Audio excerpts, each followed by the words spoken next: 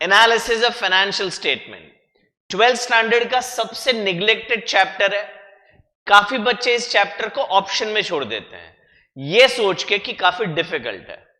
अगर आप ऐसे स्टूडेंट हैं कि ये चैप्टर में आपको एक्सपर्ट बनना है, रिस्क नहीं लेना है बोर्ड एग्जाम में, तो ये वीडियो ध्यान से देखिएगा पूरा एंड तक, एक्सपर्ट बना के छोड़ दूंगा आपको। बच्चों हमने पास्ट पेपर्स के लिए एक कोर्स बनाया है 2014 से लेकर 2023 तक। हर एक चैप्टर का हर एक जो क्वेश्चन है उसको वीडियो फॉर्मेट में सॉल्यूशन बना के रखा हुआ है उस कोर्स में। 1000 रुपए का कोर्स है और फिलहाल कुछ दिनों के लिए हम 30% डिस्काउंट ऑफर कर रहे हैं। लिंक मैं डिस्क्रिप्शन में शेयर कर रहा हूं, जरूर जाके डाउनलोड कर लीजिए, कोर्स परचेज कर लीजिए। पक्की गारंटी देता हूं कि अकाउंट्स में बहुत अच्छे नंबर से पास हो जाओगे। 12th स्टैंडर्ड का पास्ट पेपर का पूरा कोर्स है।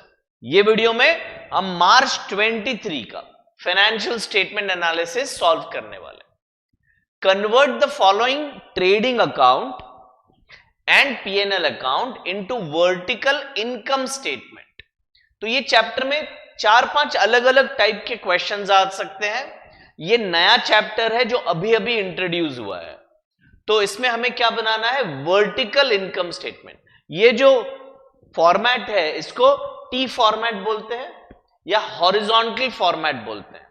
हमें इसको कन्वर्ट करना है वर्टिकल फॉर्मेट में, जो कि एक स्टेटमेंट होता है, लेजर अकाउंट नहीं होता है। तो ये इंफॉर्मेशन है, इसको हमें कन्वर्ट करना है। तो पहले हम कंपनी का नाम लिखेंगे। कंपनी का नाम है इन द बुक्स ऑफ दिया ही नहीं है तो फिर हम भी नहीं लिखेंगे। इन द बुक्स ऑफ के बाद ब्लैंक छोड़ देंगे। फिर हम लिखेंगे vertical income statement for which year, for year ended 31st March 2020। So for year ended 31st March 2020। ठीक है, तो अब हम स्टार्ट करते हैं सेल्स से। सबसे पहले हम सेल्स लिखेंगे। ध्यान दीजिएगा कि ये फॉर्मेट में कोई डेबिट साइड क्रेडिट साइड ऐसा नहीं है, ये कोई लेजर अकाउंट नहीं है, ये एक स्टेटमेंट है। तो एक के बाद एक सब हम लिखते जाएंगे और एक फिगर कैलकुलेट होते जाएगा। तो सबसे पहले हम क्या लिखेंगे, सेल्स लिखेंगे। सेल्स को मैं आउटर कॉलम में लिखूंगा। ये 2 कॉलम है, इसको मैं इनर कॉलम बोलूंगा, इसको मैं आउटर कॉलम बोलूंगा। तो सेल्स का जो फिगर है 1,20,000 वो मैं इधर बाहर लिख दूंगा 1,20,000। ठीक है बेटा, ओके। अभी अगर कुछ सेल्स रिटर्न होता तो मैं ग्रॉस सेल अंदर लिखता, लेस रिटर्न और नेट अमाउंट को मैं बाहर लिखता। ठीक है, ओके। अब सेकेंड पॉइंट पे मैं लिखने वाला हूं less cost of goods sold. Cost of goods sold. तो जैसा कि मैंने कहा प्रेजेंटेशन थोड़ा अलग है। कॉस्ट ऑफ गुड्स सोल्ड का मतलब क्या है, जितना भी गुड्स मैंने बेचा है उसको बेचने का कितना कॉस्ट हुआ।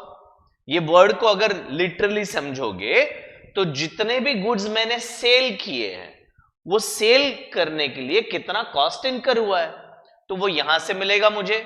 ये है opening stock, purchase, carriage inward, wages and ये जो क्लोजिंग स्टॉक है वो मैं इसमें से माइनस करूंगा। सर ऐसा क्यों करेंगे आप, क्योंकि ये जो टी फॉर्मेट है उसमें डेबिट साइड है और क्रेडिट साइड है। अब क्लोजिंग स्टॉक का क्या मतलब है, क्लोजिंग स्टॉक का मतलब ये है कि ये जो माल है वो हमने खरीदा था इस साल पर बेचा नहीं है, तो क्या हमारा एक्सपेंस 90,000 हुआ है, नहीं हुआ है, क्योंकि 90 में से 30,000 के गुड्स तो हमारे पास है, तो एक्चुअली हमने 60,000 के ही गुड्स बेचे हैं। समझ में आ रहा है, तो ये 90 में से 30 माइनस करना होता है, इसलिए हम इसको ऐसे प्रेजेंट करेंगे कॉस्ट ऑफ गुड्स सोल्ड में। पहले हम लिखेंगे ओपनिंग स्टॉक, तो ओपनिंग स्टॉक है आपका 20,000 शायद, हाँ जी, ओपनिंग स्टॉक हमने लिख दिया 20,000। ओके, फिर हम करते हैं ऐड परचेजेस। ऐड परचेजेस, और परचेजेस मुझे दिख रहे हैं 90,000 के, तो ये हमने ऐड कर दिया। फिर मैं ऐड करूंगा कैरेज इनवर्ड। कैरेज इनवर्ड यानी ट्रेडिंग अकाउंट के डेबिट साइड पे जो भी चीजें दी गई है उसको मैं 1 बाय 1 ऐड करने वाला हूं। तो कैरेज इनवर्ड है 500 रुपीज, ये मैंने ऐड कर दिया। अब आ गया नेक्स्ट है वेजेस। वेजेस का कॉस्ट है मेरा 10,000 रुपीज। तो वापस एक बार रिपीट करता हूं, ट्रेडिंग अकाउंट के डेबिट साइड पे जो भी लिखा गया है वो मैंने 1 बाय 1 सारा ऐड कर दिया। अब क्या करूं, अब ये जो क्लोजिंग स्टॉक दिया गया है उसको मैं लेस करूंगा। तो मैं इधर लिखूंगा less closing stock. Closing stock का अमाउंट है 30,000, तो मैं इसको लेस करूंगा। तो ये जो एड लेस करके जो अमाउंट आएगा उसको हम कहेंगे कॉस्ट ऑफ गुड्स सोल्ड। तो 20,000 प्लस 90, ये हो 90 प्लस 10 ये हो जाता है 1 लाख। 1 लाख प्लस 20 हो जाता है 120, उसमें से 30 माइनस कर दूं तो 90,000 और 500 ऐड कर दूं तो ये हुआ 90,500। ये क्या है, सेल्स है, और ये क्या है, कॉस्ट है। जितने गुड्स हमने सेल किए उसका कॉस्ट है। तो अब क्या करें, अब थर्ड पॉइंट हम लिख रहे हैं ग्रॉस प्रॉफिट।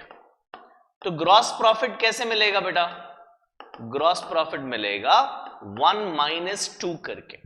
तो 1,20,000 में से 90,500 अगर मैं माइनस कर दूं तो 29,500 is what I will get, is called gross profit. मैं चेक करता हूं राइट है कि नहीं, ये राइट है सर, 29,500 ग्रॉस प्रॉफिट, ठीक है।